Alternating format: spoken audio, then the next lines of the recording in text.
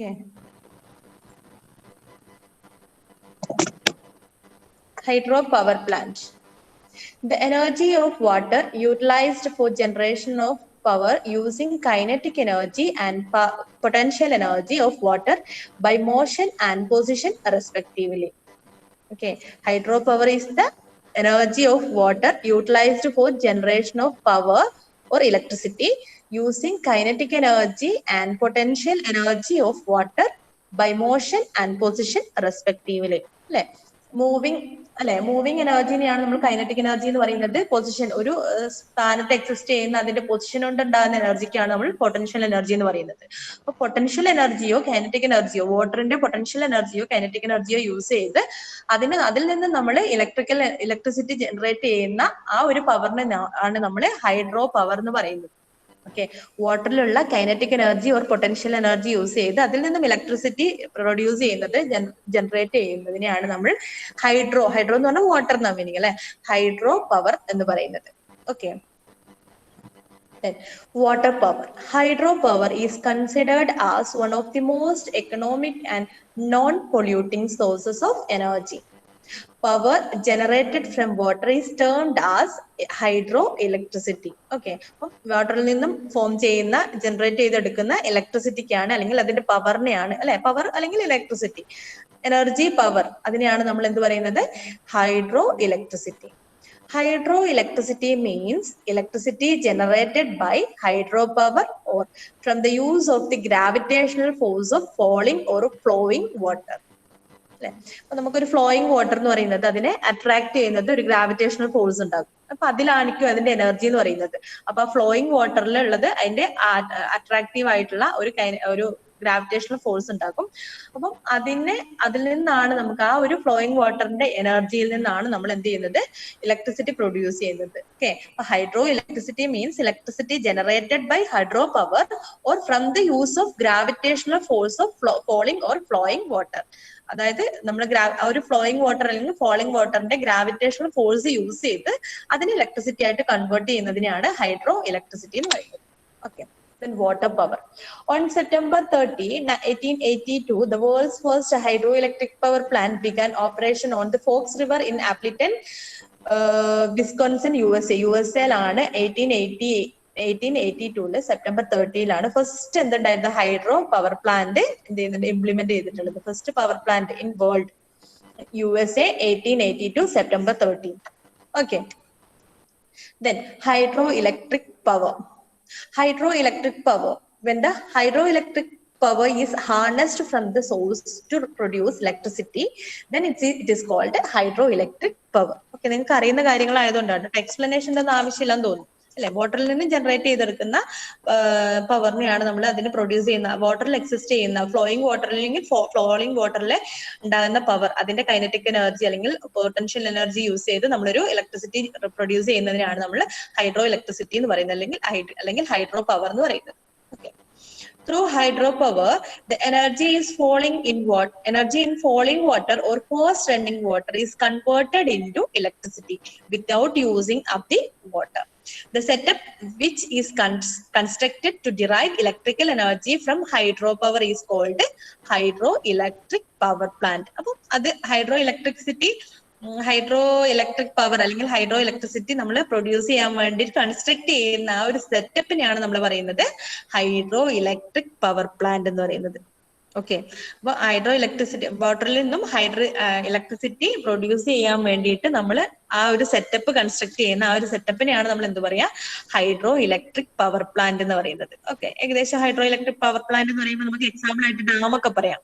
Dam എന്ന് പറയുന്നത്, dam is one example for hydroelectric power plant അല്ലെ. വാട്ടറിൽ നിന്നും ഇലക്ട്രിസിറ്റി കൺസ്ട്രക്ട് ജനറേറ്റ് ചെയ്യുന്ന ആ ഒരു സെറ്റപ്പ് ആണ് ഡാം എന്ന് പറയുന്നത്. അപ്പം dam is an example for hydro electric power plant.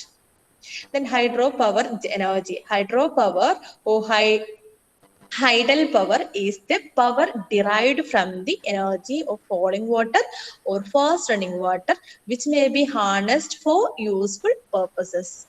It is the form of renewable energy that uses the potential energy of water stored in dam or kinetic energy of water flowing through a river or a lake for useful purposes by converting it into other forms of energy. Okay, അപ്പോൾ renewable form ആണ് അല്ലെ water എന്ന് പറയുന്നത്, renewable energy ആണ് അല്ലെങ്കിൽ non conventional source of energy ആണ്. It is stored in dam. അതൊരു ഡാമിൽ സ്റ്റോർ ചെയ്ത് വെക്കാന്ന് പറഞ്ഞാൽ എന്താ, അതിലുള്ള എനർജീനെ നമ്മൾ ഒരു സ്പേസിൽ നമ്മൾ എന്ത് ചെയ്തു, റെസ്റ്റ് ചെയ്യാൻ വെച്ചു അല്ലെ. ഒരു വാട്ടർ നമ്മൾ ഡാമിൽ സ്റ്റോർ ചെയ്യാന്ന് വെച്ചാൽ എന്താ, അതിന് നമ്മൾ റെസ്റ്റ് ചെയ്യാനായിട്ട് വെച്ചു, ഒരു ഹൈറ്റിൽ നമ്മൾ അതിനെ റെസ്റ്റ് ചെയ്യാനായിട്ട് വെച്ചു. അപ്പൊ അവിടെ ഉണ്ടാകുന്ന ഒരു പൊട്ടൻഷ്യൽ എനർജിയാണ്. അപ്പൊ ആ വാട്ടറിൽ എക്സിസ്റ്റ് ചെയ്യുന്ന എനർജി എന്ന് പറയുന്നത് പൊട്ടൻഷ്യൽ എനർജിയാണ്. Potential energy P equal to mgh. അത് എന്തിനൊക്കെ ഡിപ്പെൻഡ് ചെയ്യും, അതിന്റെ മാസിനെ ഡിപ്പെൻഡ് ചെയ്യും, ഗ്രാവിറ്റീനെ ഡിപ്പെൻഡ് ചെയ്യും. ദെൻ എച്ച്, അത് എത്രത്തോളം ഹൈറ്റിലാണ്, ഗ്രൗണ്ടിൽ നിന്നും എത്രത്തോളം ഹൈറ്റിലാണ്, അപ്പൊ അതിന്റെ ഹൈറ്റിനെ അത് ഡിപ്പെൻഡ് ചെയ്യുന്നൊക്കെ നിങ്ങൾ പഠിച്ചിട്ടുണ്ട് അല്ലെ. mgh, അതാണ് mgh എന്ന് പറഞ്ഞ ഫോർമുല. പൊട്ടൻഷ്യൽ എനർജി കാണാനുള്ള ഫോർമുല എന്ന് പറയുന്നത് mgh അല്ലെ. അതുപോലെ തന്നെ ഒരു മൂവിംഗ് വാട്ടർ അല്ലെങ്കിൽ ഫോളിംഗ് വാട്ടർ ആണെങ്കിൽ അതിനുണ്ടാകുന്നത് കൈനറ്റിക് എനർജിയാണ്. കൈനറ്റിക് എനർജി കാണാനുള്ള ഇക്വേഷൻ എന്ന് പറയുന്നത് ഹാഫ് mv² ആണ് അല്ലെ. m എന്ന് പറയുന്നത് മാസ്, v എന്ന് പറയുന്നത് വെലോസിറ്റി അല്ലെ. വെലോസിറ്റി ഏതാണോ മെറ്റീരിയൽ, അപ്പൊ ഇവിടുത്തെ വാട്ടർ ആണെങ്കിൽ വാട്ടറിന്റെ വെലോസിറ്റി ആണ് v എന്ന് പറയുന്നത്. അപ്പൊ ഹാഫ് mv² എന്ന് പറയുന്നത് കൈനറ്റിക് എനർജി കാണാനുള്ള ഇക്വേഷൻ. അപ്പം അതിന്റെ ആ എനർജി ഒക്കെ, അപ്പൊ ഫോളിംഗ് വാട്ടറിലാണെങ്കിൽ അതിലൊരു കൈനറ്റിക് എനർജി ഉണ്ടാകും. ഒരു ഡാമിൽ സ്റ്റോർ ചെയ്ത വാട്ടർ ആണെങ്കിൽ അതിലുണ്ടാകുന്നത് ഒരു പൊട്ടൻഷ്യൽ എനർജി ആയിരിക്കും. അപ്പൊ അതിൽ നിന്നൊക്കെ നമ്മൾ ഡിറൈവ് ചെയ്തെടുക്കുന്ന എനർജി, ആ ഒരു എനർജീനെ, ഇപ്പൊ ഡാമിൽ സ്റ്റോർ ചെയ്ത് വെച്ചിരിക്കുന്ന എനർജീനെ, ആ പൊട്ടൻഷ്യൽ എനർജീനെ എന്ത് ചെയ്യും, അത് പിന്നെ ഒഴുകാനായിട്ട് വിടും അല്ലെ. അപ്പൊ അതിന് കൈനറ്റിക് എനർജി ആയിട്ട്, ഫസ്റ്റ് പൊട്ടൻഷ്യൽ എനർജി ആയിരിക്കും, അതിനെ പിന്നെ മൂവ് ചെയ്യുമ്പോൾ അതിന് കൈനറ്റിക് എനർജി ആയിട്ട് കൺവേർട്ട് ചെയ്യും. പിന്നെ ആ കൈനറ്റിക് എനർജി മെക്കാനിക്കൽ എനർജി ആകും. ആ മെക്കാനിക്കൽ എനർജീനെ ആയിട്ട് പിന്നെ, അതായത് ടർബൈൻ കറക്കിയിട്ട് അല്ലെ, കറക്കാൻ വേണ്ടിയിട്ട് മെക്കാനിക്കൽ എനർജി ആയിട്ട് കൺവേർട്ട് ചെയ്യും. അതിനെയാണ് പിന്നെ നമ്മൾ എന്ത് ചെയ്തിട്ട് മെക്കാനിക്കൽ എനർജീനെ ജനറേറ്ററിലൂടെ നമ്മൾ എന്തായിട്ട് കൺവേർട്ട് ചെയ്യും, ഇലക്ട്രിസിറ്റി ആയിട്ട് അല്ലെങ്കിൽ ഇലക്ട്രിക്കൽ പവർ ആയിട്ട് നമ്മൾ അതിനെ കൺവേർട്ട് ചെയ്യും. ഓക്കെ, വോയിസ് ക്ലിയർ ആണല്ലോ? കേൾക്കാൻ പറ്റുന്നുണ്ടോ? It is the form of renewable energy that uses the potential energy of water stored in dam or kinetic energy of water flowing through a river or a lake for useful purposes by converting it into other forms of energy. Okay, and potential and kinetic energy. Potential energy is the stored energy in an object. It is the stored energy in an object or system because of its position or configuration. Okay, and potential energy is the stored energy in an object. Okay, whereas kinetic energy of an object is relative to other moving and stationary object in its immediate environment. അപ്പം ഒരു kinetic energy എന്ന് പറയുന്നത് ഒരു moving പാർട്ടിക്കിളിന് exist ചെയ്യുന്ന എനർജിയാണ് kinetic energy എന്ന് പറയുന്നത്. അറിയുന്നത് okay. The kinetic energy of moving water is used by hydropower plants to give mechanical energy to turbines, which in turn converted into electrical energy through generator. അപ്പം ഈ moving energy, അതായത് വാട്ടറിന് ഉണ്ടാകുന്ന moving energy, kinetic എനർജീനെ എന്ത് ചെയ്യും, mechanical energy ആയിട്ട്, അതായത് ടർബൈനിലേക്ക് വിടും അല്ലെ. നമുക്ക് ഡാമിലൊക്കെ സാധാരണയായിട്ട് ഡാമിൽ നിന്ന് ഒഴുകിയിരുന്ന വാട്ടറിൽ ടർബൈനിലേക്കാണ് പോകുന്നത്. ആ ടർബൈന് കറക്കാനായിട്ട് സാധിക്കില്ല. ഈ മൂവിംഗ് എനർജിനെ, ഈ കൈനറ്റിക് എനർജി എന്ത് ചെയ്യും, ഈ ടർബൈനെ കറക്കാന്ന് പറയുമ്പോൾ അവിടെ മെക്കാനിക്കൽ എനർജി ആയിട്ട് അത് കൺവേർട്ട് ചെയ്യും. ഈ മെക്കാനിക്കൽ എനർജി, ഈ ടർബൈൻ കറങ്ങിക്കൊണ്ട് പിന്നെ അത് പോകുന്നത് എങ്ങോട്ടാണ്, ഈ മെക്കാനിക്കൽ എനർജീനെ ജനറേറ്ററിലൂടെയാണ് പാസ് ചെയ്യുന്നത്. അപ്പൊ ആ ജനറേറ്റർ അതിനെ എന്തായിട്ട് കൺവേർട്ട് ചെയ്യും, ഇലക്ട്രിസിറ്റി ആയിട്ട് കൺവേർട്ട് ചെയ്യും. ഡാമിൽ നിന്ന് ഒഴുകി വരുന്നത് ടർബൈൻ കറക്കും, ടർബൈനിൽ നിന്ന് എന്ത് ചെയ്യുന്നു, ജനറേറ്ററിലേക്ക് ഡയറക്റ്റ് പോകുന്നു അല്ലെ. അങ്ങനെയാണ് നമുക്ക് ഔട്ട്ലെറ്റ് കിട്ടുന്നത്. ഓക്കെ, ഇങ്ങനെ ഒരു ഫിഗർ കാണുന്നുണ്ടല്ലോ. In hydropower plant, the water is utilized to move the turbines, which in turn run the electric generators. The potential energy of the water stored in the dam gets converted into the kinetic energy of the moving water in the penstock, and this kinetic energy gets converted into the electrical energy with the help of turbine and generator combination. ഇപ്പൊ പറഞ്ഞത് തന്നെ, അതായത് ഡാമിൽ store ചെയ്ത് വെച്ചിട്ടുള്ളത് അതിന് move ചെയ്യാനായിട്ട് അനുവദിക്കുമ്പോൾ അത് കൈനറ്റിക് എനർജി ആയിട്ട്, ആ പൊട്ടൻഷ്യൽ എനർജി കൈനറ്റിക് എനർജി ആയിട്ട് കൺവേർട്ട് ചെയ്യും. ദെൻ അത് മെക്കാനിക്കൽ എനർജി ആയിട്ട്, ടർബൈനിൽ നിന്ന് മെക്കാനിക്കൽ എനർജി ആയിട്ടും, ദെൻ ജനറേറ്റർ യൂസ് ചെയ്യുമ്പോൾ അതൊരു ഇലക്ട്രിക്കൽ എനർജി ആയിട്ടും കൺവേർട്ട് ചെയ്യുന്നു. Okay, hydro power plant was invented by H.F. Rogers. Hydropower plant fulfills the 30% of the total energy needs of the world. അപ്പൊ നമ്മൾ കൂടുതലും ഇലക്ട്രിസിറ്റി നമ്മുടെ വേൾഡിൽ പ്രൊഡ്യൂസ് ചെയ്യുന്നത് ഈ ഹൈഡ്രോ പവർ പ്ലാന്റ്സിൽ നിന്നാണ് അല്ലെ. ഹൈഡ്രോ പവർ യൂസ് ചെയ്തിട്ടാണ് നമ്മൾ കൂടുതലായിട്ടും ഇലക്ട്രിസിറ്റി പ്രൊഡ്യൂസ് ചെയ്യുന്നത്. അറിയാലോ, നമ്മുടെ കേരളത്തിൽ പോലും അല്ലെ, നമ്മൾ കൂടുതലായിട്ടും ഇലക്ട്രിസിറ്റിക്ക് വേണ്ടി ഡിപ്പെൻഡ് ചെയ്യുന്നത് വാട്ടറിനെയാണ് അല്ലെ. Okay, total hydro potential of the world is equal to 5000 gigawatt. Hydroelectric power plants use the potential energy of water stored in a reservoir to operate turbines. The turbines are connected to a large generators and can operate on varying volume of water to adapt to changing demand for electricity. Hydroelectric power plant capacity is related to the height and capacity of a reservoir and require certain conditions in local geography in addition to a water source. Hydroelectric power plant is capacity is related to height and capacity of reservoir. അപ്പോൾ എത്രയാണ് ഒരു hydro electric power plant എത്രത്തോളം electricity produce ചെയ്യുന്നുള്ളത്, this related to the height and capacity of the reservoir. This related to the height and capacity of the reservoir. Okay, then hydro is a renewable energy source and more cost effective than many other renewable sources of energy such as photovoltaic. എന്താ പറയാ, hydro electricity hydro power എന്ന് പറയുന്നത് less expensive ആണ് related to അല്ലെ. നമുക്ക് photo വോൾട്ടായിക്ക് solar സെല്ലിനൊക്കെ അപേക്ഷിച്ചിട്ട് നമുക്ക് എന്ത് പറയാം, സോളാർ സെൽ എന്നൊക്കെ പറയുന്നത് സണ്ണിൽ നിന്ന് ഡയറക്റ്റ് നമ്മൾ പഠിച്ചല്ലോ. ഫോട്ടോ വോൾട്ടായിക് എന്ന് പറയുന്നത് സോളാർ എനർജി യൂസ് ചെയ്തിട്ട് ഇലക്ട്രിസിറ്റി പ്രൊഡ്യൂസ് ചെയ്യുന്നത് അല്ലെ. അപ്പൊ അതിലേക്ക് അപേക്ഷിച്ച് നമുക്ക് നോക്കുകയാണെങ്കിൽ ഏറ്റവും ലെസ് എക്സ്പെൻസീവ് ആയിട്ടുള്ള നമുക്ക് അവൈലബിൾ ആയിട്ടുള്ള ഒരു സോഴ്സസ് ഓഫ് എനർജി ആണ്, അതായത് എനർജി ഇലക്ട്രിസിറ്റി പ്രൊഡ്യൂസ് ചെയ്യാൻ പറ്റുന്ന ഒരു വേ ആണ് ഇത് ഹൈഡ്രോ ഇലക്ട്രിക് പവർ എന്ന് പറയുന്നത്. Okay, hydropower currently provides about 25% of the world's electricity and is very flexible in scale. Commercial installation range from 1 megawatt up to the largest installation to date of 18,400 megawatts in China. Okay, just ഒരു അവയർനെസ്സിന് പറയുന്നു. Diagram of hydro power plant. Okay, if water source is in abundance, then the water power is very cheap. Though initial investment is high, the operating costs are quite low when compared to the other power plants. Okay, അപ്പോൾ potential energy നമ്മൾ ഡാമിൽ store ചെയ്ത potential എനർജീനെ അതിൽ വരുന്ന kinetic energy mechanical energy ആയിട്ട് convert ചെയ്യുന്നു. Then പിന്നെ കുറച്ച് പ്രോസസ് അവിടെ മാഗ്നറ്റിക് എനർജി, ഒരു ജനറേറ്ററിൽ അല്ലെ മാഗ്നറ്റിക് എനർജി ഒക്കെ ഉണ്ടാകും. അതിൽ നിന്ന് ഡയറക്റ്റ് നമ്മൾ ഈ മെക്കാനിക്കൽ എനർജീനെ എന്ത് ചെയ്യുന്നു, ഇലക്ട്രിക്കൽ എനർജി ആയിട്ട് കൺവേർട്ട് ചെയ്യാം. Okay, then construction. The basic components of hydroelectric power plant is primary elements are catchment area, reservoir, dam, prime moreover, powerhouse and equipments.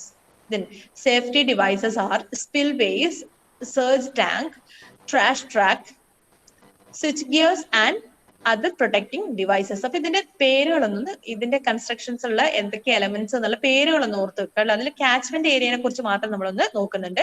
ബാക്കിയെല്ലാം ഈ പേരുകളൊക്കെ എന്തൊക്കെയാണ്, അതിലുള്ള പാർട്സ് എന്നുള്ളത്, ഒന്ന് കമ്പണൻസ് ഏതൊക്കെയാന്നുള്ളതിന്റെ പേരുകളൊക്കെ ഒന്ന് ഓർത്ത് വെക്കുക. Okay, then working. The flowing water is directed at turbines or water wheels which causes the turbine to rotate, converting water's kinetic energy into mechanical energy.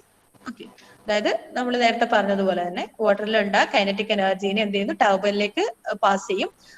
അത് പിന്നെ എന്ത് റൊട്ടേറ്റ് ചെയ്യും അല്ലെ. ടർബൈൻ റൊട്ടേറ്റ് ചെയ്യുമ്പോൾ അവിടെ ഒരു മെക്കാനിക്കൽ എനർജി ആയിട്ട് ഈ കൈനറ്റിക് എനർജീനെ മെക്കാനിക്കൽ എനർജി ആയിട്ട് കൺവേർട്ട് ചെയ്യും. The mechanical energy produced by turbine is converted into electrical energy using a turbine generator. അപ്പം ഈ ടർബൈനിൽ പ്രൊഡ്യൂസ് ചെയ്യുന്ന മെക്കാനിക്കൽ എനർജീനെ again converted into electrical energy by using a turbine generator. ഒരു turbine generator use ചെയ്തിട്ട് ഈ mechanical എനർജീനെ എന്തായിട്ട് കൺവേർട്ട് ചെയ്യും, ഇലക്ട്രിക്കൽ എനർജി ആയിട്ട് കൺവേർട്ട് ചെയ്യും.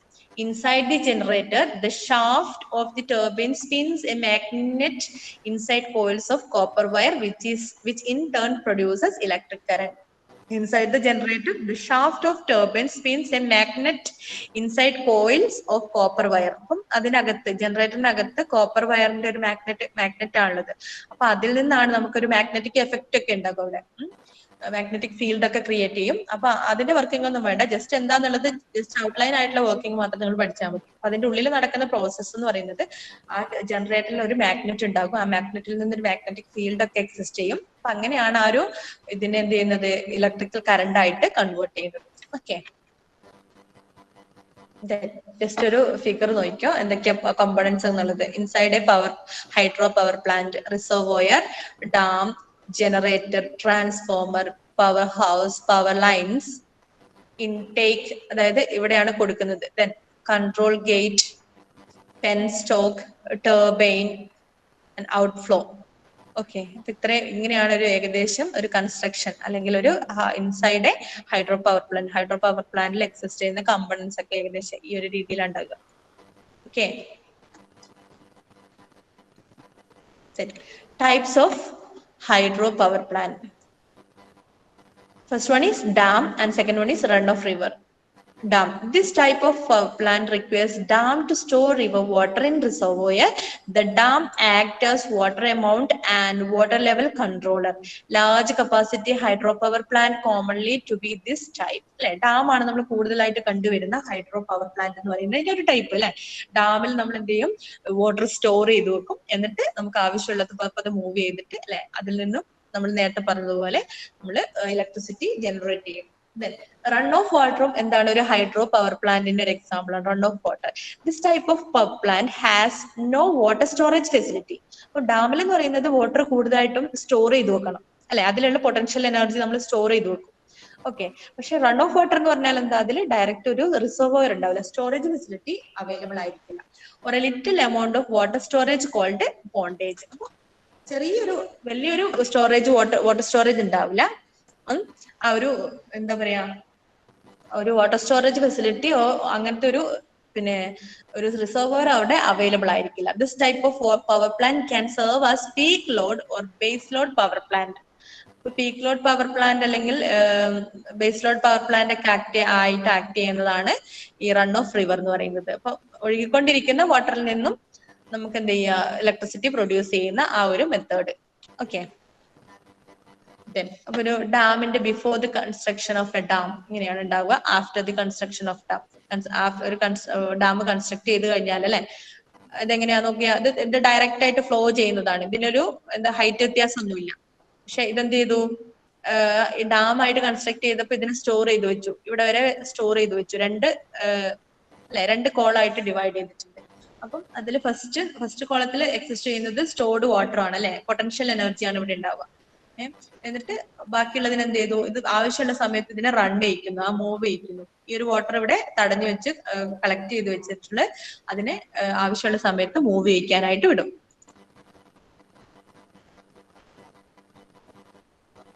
ഓക്കെ, അപ്പൊ അങ്ങനെയാണ് ഏകദേശം ഒരു കൺസ്ട്രക്ഷൻ എന്ന് പറയുന്നത്, after the construction and before the construction of A dam. Run of water. Part of water cycle that flows over land as surface water instead of being absorbed into groundwater or evaporating. Then the part of the precipitation, snow melt or irrigation water that appears in uncontrolled surface streams, rivers, drains or sewers. അപ്പൊ നമുക്ക് എവിടെ നിന്നൊക്കെയാണ് run of water available ആയിട്ടുള്ളത് അല്ലെ, snow melt ചെയ്യുമ്പോൾ irrigation water ഒക്കെയാണ് നമുക്ക് run of water ആയിട്ട് കിട്ടുന്നത് അല്ലെ. നേരത്തെ പറഞ്ഞ പോലെ ഒരു കമ്പോണന്റ് ആണ് കാച്ച്മെന്റ് ഏരിയ എന്ന് പറയുന്നത്. Essential feature of a water power plant, catchment area. The catchment area of a hydro plant is the all area behind the dam draining into a stream or river across which the dam has been built at a suitable place. Catchment area എന്ന് പറഞ്ഞാല് hydro power plant ഒരു main ആയിട്ടുള്ള ഒരു area ആണ്. അത് ഏത് സ്ട്രീമിലാണ് അല്ലെങ്കിൽ ഏത് റിവറിലാണ് നമ്മൾ ഡാം കൺസ്ട്രക്ട് ചെയ്യുന്നത്, അതിന്റെ ആ മേജർ ആയിട്ടുള്ള പാർട്ടിനെയാണ് നമ്മൾ എന്ത് പറയുന്നത്, കാച്ച്മെന്റ് ഏരിയ. അതിൽ നിന്നും വാട്ടർ ഉള്ളിലേക്ക് പോകുന്ന ഇൻലെറ്റിന്റെ ആ ഭാഗത്തെയാണ് നമ്മൾ എന്ത് പറയാ, കാച്ച്മെന്റ് ഏരിയ എന്ന് പറയുന്നത്. Catchment area of hydro plant is the whole area behind the dam draining into a stream or river across which the dam has been built at a suitable place. അപ്പം ഡാമിൽ നിന്ന് ഉള്ളിലേക്ക് ഇങ്ങനെ drain ചെയ്തെടുക്കുന്ന ആ ഒരു വലിയ ഏരിയക്കാണ് നമ്മൾ എന്ത് പറയുന്നത്, കാച്ച്മെന്റ് ഏരിയ എന്ന് പറയുന്നത്. ഓക്കെ, ദെൻ ഫിഗർ കാണുന്നുണ്ട് ജനറേറ്റർ ടർബൈൻസ് ഒക്കെ ഫിഗർ കൊടുത്തിട്ടുണ്ട്. അതിലൊക്കെ എന്തൊക്കെ പാർട്സ് ഉള്ളത്, സ്റ്റേറ്റർ, റോട്ടർ അല്ലെ, ജനറേറ്ററിൽ എക്സിസ്റ്റ് ചെയ്യുന്ന പാർട്സ് എന്ന് പറയുന്നത്, കമ്പോണൻസ് എന്ന് പറയുന്നത് stator, rotor, turbine generator shaft, ടർബൈൻസിലുള്ളത് ഇവിടെയാണ് വാട്ടർ ഫ്ലോ ഉണ്ടാകുന്നത്. ദെൻ ടർബൈൻ ബ്ലേഡ്സ് ഉണ്ട്, വിക്കറ്റ് ഗേറ്റ് ഉണ്ട്. അപ്പൊ ഇതിനൊന്ന് ജസ്റ്റ് ഒന്ന് കാണിച്ചു തന്നേ ഉള്ളൂ കേട്ടോ. Generation of power. The power of a hydropower plant is generally dependent upon the water flow rate and the drop height of the system, and on the efficiency of the water turbine, gear mechanism, generator and transformer. AC means alternating current. AC the generating capacity of power plant. It is mainly classified into three categories, large, small and micro. Okay, അപ്പം power അത് produce ചെയ്യുന്ന കറന്റ്സിനെ മൂന്നായിട്ട് classify ചെയ്തിട്ടുണ്ട്. Large current, small and micro. Large means capacity is greater than 30 megawatt, and small means 30 megawatt greater than capacity greater than 10 megawatt, and micro means capacity is less than 10 megawatt. Okay, അപ്പൊ small, large എന്ന് പറയുമ്പോൾ capacity 30-നേക്കാളും മെഗാവാട്ടിനേക്കാളും മുകളിലുള്ളതിനാണ് നമ്മൾ large എന്ന് പറയുന്നത്. Then small means 30 capacity less than capacity is in between 30 and 10 megawatts. Then micro means capacity is less than 10 megawatts. Then types of hydroelectric power plants. Types of hydroelectric power plant. Conventional plants, pumped storage plant, run of river plants. അപ്പൊ main ആയിട്ട് നമ്മൾ പറഞ്ഞു ഡാമും run off റിവറും ആണ് main ആയിട്ട് hydro electric power പ്ലാന്റിനെ classify ചെയ്തിട്ടുള്ളത്. ഇവിടെ വേറെ ക്ലാസിഫിക്കേഷൻ ഉണ്ട്, conventional plants and pumped storage plant, run of river plants. Conventional plants use potential energy from the dammed water.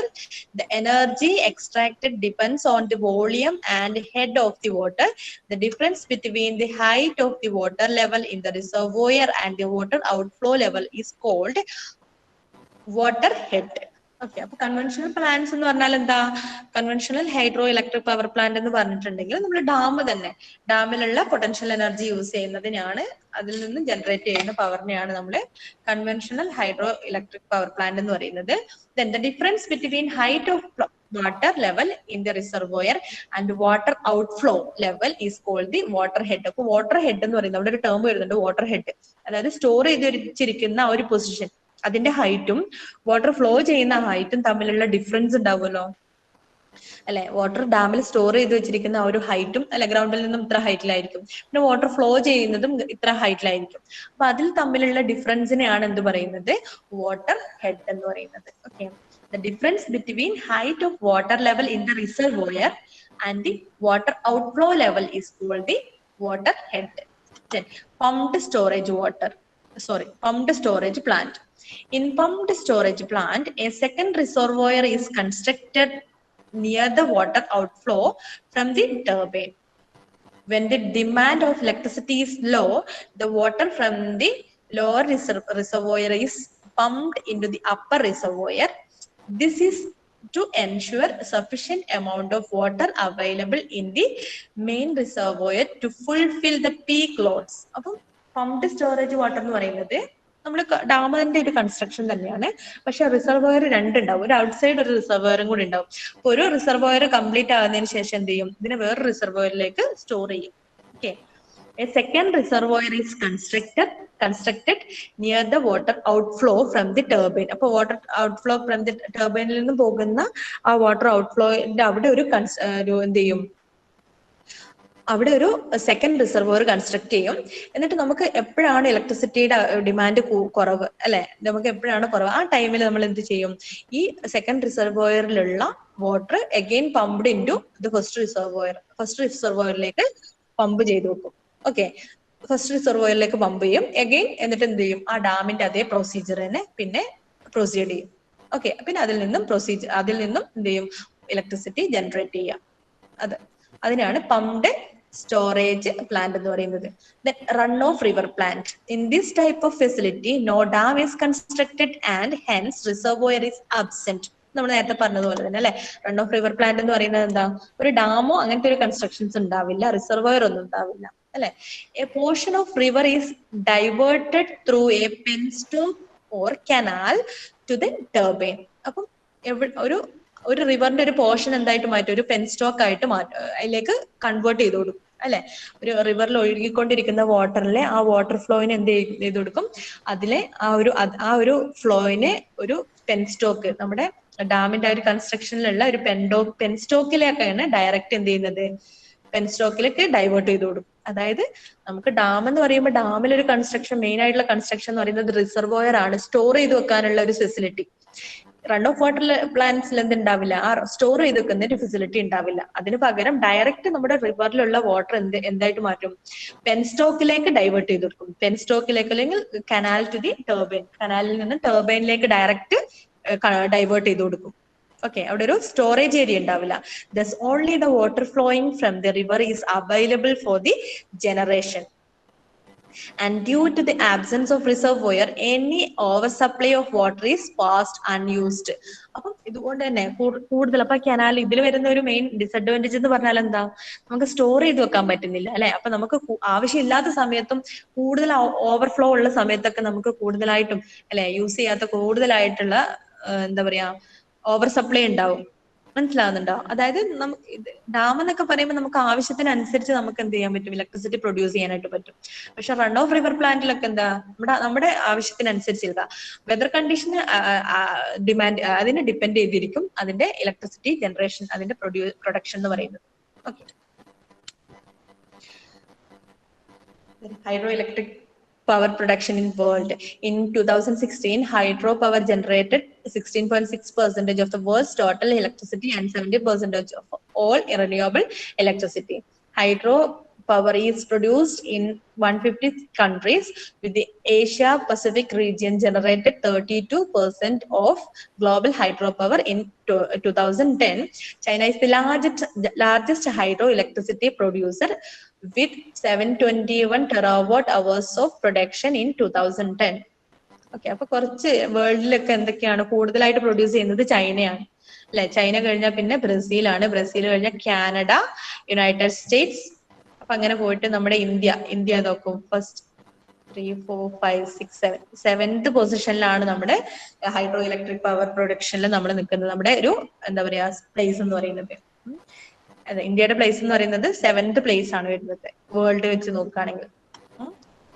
2016 ഒരു കണക്കിലാണ് കേട്ടോ, 2016 ഒരു കണക്കെടുപ്പ് പ്രകാരം ഇന്ത്യ എന്ന് പറയുന്നത് 7th പൊസിഷനിലാണ് ഉള്ളത് വേൾഡിൽ വെച്ച് നോക്കുകയാണെങ്കിൽ ഹൈഡ്രോ പവർ പ്രൊഡക്ഷന്റെ കാര്യത്തില്. Okay, and hydroelectric power production in India. India contributes 4% of total hydropower energy produced in the world. അല്ലെ, നമ്മൾ ടോട്ടൽ ആയിട്ട് പ്രൊഡ്യൂസ് ചെയ്യുന്നതിന് 4% എന്ത് ചെയ്യുന്നുണ്ട്, ഇന്ത്യ കോൺട്രിബ്യൂട്ട് ചെയ്യുന്ന ഹൈഡ്രോ ഇലക്ട്രിക് പവർ ആണ്. In India 25.31% of total electricity requirement is fulfilled by hydropower energy. As per records of March 2010, 52,186 megawatt of electricity was generated by hydro power.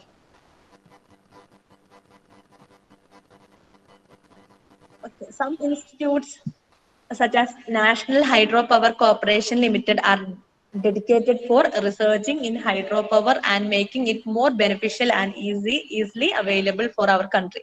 അപ്പൊ ഇത് coordinate ചെയ്യുന്നത് നമ്മുടെ ഇന്ത്യയിൽ കോർഡിനേറ്റ് ചെയ്യുന്ന institution എന്ന് പറയുന്നത് ഏതാ, national hydro power corporation limited. India is ranked 7th worldwide in terms of hydro power generation. നേരത്തെ പറഞ്ഞ പോലെ 7th പൊസിഷനിലാണ് ഇന്ത്യ നിൽക്കുന്നത്. Hydro power plants in India. First hydro power plant was constructed at Mysore in 1902, named as Shivasamudram, having capacity 4.5 megawatt. അപ്പം മൈസൂരിൽ ശിവസമുദ്രാണ് കേട്ടോ, ആണ് ഏറ്റവും first നമ്മുടെ ഇന്ത്യയിൽ ഫസ്റ്റ് കൺസ്ട്രക്ട് ചെയ്ത ഹൈഡ്രോ പവർ പ്ലാന്റ് എന്ന് പറയുന്നത്. അതിന്റെ കപ്പാസിറ്റി എന്ന് പറയുന്നത് 4.5 മെഗാവാട്ട് ആണ്. Second hydro power plant was constructed at Maharashtra in 1914, named as Khopoli, having capacity 50 megawatt. Then hydro potential of India in 1947 is equal to 500 megawatt. അപ്പോൾ ഫസ്റ്റ് ഹൈഡ്രോ പവർ പ്ലാന്റ് എന്ന് പറയുന്നത് Sivasamudram in Mysore and second എന്ന് പറയുന്നത് ഗോപാലോ in Maharashtra. Okay, അതൊക്കെ general awareness ആണ് കേട്ടോ, നിങ്ങൾക്ക് general awareness ആണ്. Okay, then advantages of hydroelectric. Efficient, the most efficient method of power generation, more than 80%. അല്ലെ, അപ്പൊ കൂടുതലായിട്ട് എഫിഷ്യന്റ് ആയിട്ടുള്ള ഒരു പവർ ജനറേഷൻ മെത്തേഡ് ആണ് ഹൈഡ്രോ ഇലക്ട്രിക് ജനറേഷൻ എന്ന് പറയുന്നത്. അല്ലെ, വാട്ടറിൽ നിന്നും ഇലക്ട്രിസിറ്റി ഉണ്ടാക്കുക, ഇലക്ട്രിസിറ്റി പ്രൊഡ്യൂസ് ചെയ്യുക എന്നുള്ളത് ഒരു മോസ്റ്റ് എഫിഷ്യന്റ് ആയിട്ടുള്ള ഒരു മെത്തേഡ് ആണ്. Then fast startup in matter of minutes, suitable to during load peak to supply. Startup എന്ന് പറയുന്നത് മിനിറ്റ്സിലാണ് പറയുന്നത്. അപ്പൊ നമുക്ക് എപ്പോഴാണ് അതിന് വേണ്ടത് അതിനനുസരിച്ചുള്ള ഒരു സ്റ്റാർട്ടപ്പ് ഉണ്ടാവും. Okay, clean renewable energy. അല്ലെ, ക്ലീൻ റിന്യൂവബിൾ പെട്ടെന്ന് സ്റ്റാർട്ടപ്പ് പറയുന്നതുകൊണ്ട് ഉദ്ദേശം പെട്ടെന്ന് നമുക്ക് ആവശ്യമുള്ള സമയത്തിന് അധികം സമയം എടുക്കുന്നില്ല എന്നുള്ളതാണ്. ജനറേഷന് വേണ്ടിയിട്ട്, അതായത് പ്രൊഡക്ഷന് വേണ്ടിയിട്ട് അധികം സമയം എടുക്കുന്നില്ല. Then clean renewable energy. അല്ലെ, റിന്യൂവബിൾ സോഴ്സ് ഓഫ് എനർജി ആണ്, അതുകൊണ്ട് തന്നെ പൊല്യൂഷൻ ഫ്രീ ആണ്. No direct waste and carbon emissions during power generation. There is no direct waste and carbon emission during power generation. Power generation സമയത്ത് നമുക്ക് എന്തില്ല, waste കുറവാണ്, pollution free ആണ്. അല്ലെ, പൊല്യൂഷൻ ഫ്രീ ആണ്. Then advantage, no fuel charges, less supervising staff is required. അല്ലെ, fuel charges ഒന്നും ഇല്ല. എന്താ, വാട്ടർ എന്ന് പറയുന്നത് renewable source of natural source ആണ്. അല്ലെ, അപ്പൊ ഫ്യൂവലിന് നമുക്ക് ചാർജ് ഒന്നും കൊടുക്കേണ്ട ആവശ്യമില്ല, നമുക്ക് കോസ്റ്റ് കൊടുത്തിട്ട് വാങ്ങേണ്ട കാര്യമൊന്നുമില്ല. Less supervising staff is required. Supervising സ്റ്റാഫിന്റെ ഒക്കെ കുറച്ച് ആവശ്യം മാത്രമേ ഉള്ളൂ. അല്ലെ, maintenance and operation charges are very low. Running cost of plant is low. The plant efficiency does not changes with age. It takes few minutes to run and synchronize the plant. No fuel transportation is required. അല്ലെ, no fuel transportation ആവശ്യമൊന്നുമില്ല, ഒഴുകിക്കൊണ്ടിരിക്കുന്നതാണ്. അല്ലെ, then no ash and flue gas problems and does not pollute the atmosphere. These plants are used for food control and irrigation purpose. Long life in comparison with the thermal and nuclear power plant. അല്ലെ, long life ആണ്. Thermal power പ്ലാന്റും nuclear power plant ഒക്കെ compare ചെയ്ത് നോക്കുമ്പോൾ ഒരു long life power plant ആണ് hydro power plant എന്ന് പറയുന്നത്. Then disadvantages, the initial cost of the power plant is very high. അല്ലെ, അതിന് പവർ പ്രൊഡ്യൂസ് ചെയ്യാനുള്ള കോസ്റ്റ് എന്ന് പറയുന്നതൊക്കെ കുറവാണെങ്കിൽ പോലും ഒരു ഡാം കൺസ്ട്രക്ട് ചെയ്യാന്ന് പറയുന്നതിന്റെ കോസ്റ്റ് എന്ന് പറയുന്നത് വെരി ഹൈ ആണ്. അപ്പൊ അതൊരു ഡിസഡ്വാൻറ്റേജ് ആയിട്ട് നമുക്ക് പറയാം. Takes long time for construction of the dam. ഒരു ഡാം കൺസ്ട്രക്ട് ചെയ്യാന്ന് പറഞ്ഞാൽ തന്നെ അതിൽ തന്നെ കുറേ ടൈം എടുക്കും. അല്ലെ, ഇലക്ട്രിസിറ്റി പെട്ടെന്ന് പ്രൊഡ്യൂസ് ചെയ്യാൻ പറ്റുമെങ്കിൽ തന്നെ ഒരു ഡാം കൺസ്ട്രക്ട് ചെയ്യാന്ന് പറഞ്ഞാൽ അതിൽ കുറേ കാര്യങ്ങളുണ്ട്. അല്ലെ, കുറെ ടൈം എടുക്കും, കുറെ വെരിഫിക്കേഷൻ പ്രോസസ്സ്. അല്ലെ, നമ്മൾ പറഞ്ഞിട്ടുണ്ടായിരുന്നു. അല്ലെ, സർക്കുലർ എക്കണോമിയിലൊക്കെ നമ്മൾ പറഞ്ഞിട്ടുണ്ടായിരുന്നു. അല്ല സോറി, EIA-ലൊക്കെ നമ്മൾ പറഞ്ഞിട്ടുണ്ടായിരുന്നു. ഒരു ഡാമൊക്കെ വരുന്ന സമയത്ത് കുറെ പ്രൊസീജിയർ ഉണ്ട്. ഇപ്പൊ നിലവിൽ കുറെ പ്രൊസീജിയർ ഉണ്ട്. അതൊരു എൻവയോൺമെന്റിനെ ബാധിക്കും എന്നൊക്കെ നോക്കിയിട്ട് പല കാര്യങ്ങൾ ഇമ്പാക്ട്സ് ഒക്കെ നോക്കിയിട്ട് മാത്രമേ ഡാം കൺസ്ട്രക്ട് ചെയ്യാനായിട്ട് പറ്റുള്ളൂ. കുറെ വർഷങ്ങൾ എടുക്കുന്ന പ്രോസസ്സാണ് ഒരു ഡാം കൺസ്ട്രക്ഷൻ എന്ന് പറയുന്നത്. Okay, generally such plants are located in hilly areas far away from a load center, and thus they require long transmission lines and losses in them will be more. കൂടുതലായിട്ടും ഇങ്ങനത്തെ power plants ഒക്കെ കൂടുതലും hilly ഏരിയാസിലാണ് ഉണ്ടാവുക. അപ്പൊ അതുകൊണ്ട് തന്നെ transmission lines ഒക്കെ കൂടുതലായിട്ട് നമുക്ക് വേണ്ടത്, ലോങ് ട്രാൻസ്മിഷൻ ലൈൻസ് വേണ്ടി വരും. അല്ലെ, പവർ പ്ലാന്റ്സ് ഇത് പവർ അവിടുന്ന് ഇങ്ങോട്ടേക്ക് സപ്ലൈ ചെയ്യാൻ ട്രാൻസ്മിഷൻ ലൈൻസ് എന്ന് പറയുന്നത് ലോങ് ട്രാൻസ്മിഷൻ ലൈൻസ് റിക്വയർഡ് ആണ്. Losses in them will be more. അതുകൊണ്ട് തന്നെ പവർ ലോസ് ചെയ്യാനുള്ള ചാൻസും കൂടുതലാണ്. Then power generation by hydro power plant is only depend on the natural phenomenon of rain. Therefore, at the time of drought or summer sessions, the hydro power plant will not be work. അല്ലെ, നമുക്ക് weather കണ്ടീഷനെ depend ചെയ്തിരിക്കും.